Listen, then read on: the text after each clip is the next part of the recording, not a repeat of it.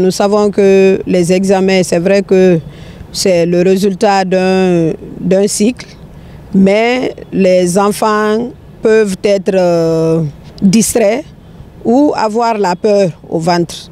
Parce qu'on parle d'examen, on voit les surveillants, on voit la sécurité qui est là. Donc, quelquefois, il y a la peur qui est là. Et donc, c'est d'être vigilant et de vraiment encadrer les enfants pour que les examens se passent dans de très bonnes conditions. À l'endroit des candidats, c'est d'être serein. Parce que c'est le résultat d'un travail qui est là. C'est d'être serein et d'être persévérant. C'est aussi de ne pas s'affoler quand les sujets sont là. C'est de prendre le temps, lire, relire, pour pouvoir connaître dans quelle matière ou quelle partie des cours que le professeur a donné. En tout cas, c'est d'être très serein pour que tout se passe dans de très bonnes conditions. Je recommande le sérieux dans ce qu'on fait.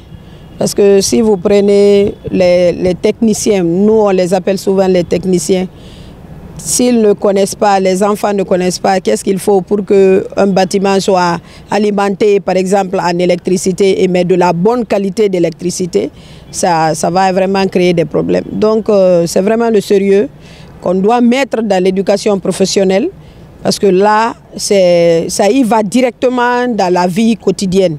Et donc c'est le sérieux et la sérénité nous sollicitons auprès des enseignants, auprès des encadreurs, auprès des élèves ou des étudiants pour que vraiment le citoyen lambda puisse être en sécurité et qu'il ait confiance à la formation guinéenne parce qu'il pourra se dire que les produits qui sortent de cette formation professionnelle sont vraiment vendables sur le territoire guinéen. Vous savez, la Guinée tend vers un développement que vraiment nous sollicitons.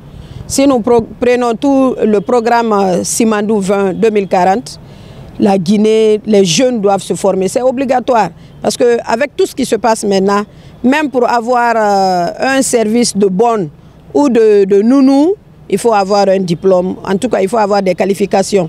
Parce que confier un travail à quelqu'un qui n'a pas la qualification, c'est vraiment difficile. On ne pourra même pas le confier parce que avec tout ce qu'on va demander de nous fournir pour prouver qu'il connaît ce travail. Donc tout le monde n'a qu'à se former. La formation, ça ne rate pas, ça ne manque pas. Peut-être que vous allez patienter en attendant que vous ayez le travail, mais vous n'allez jamais chômer avec un diplôme.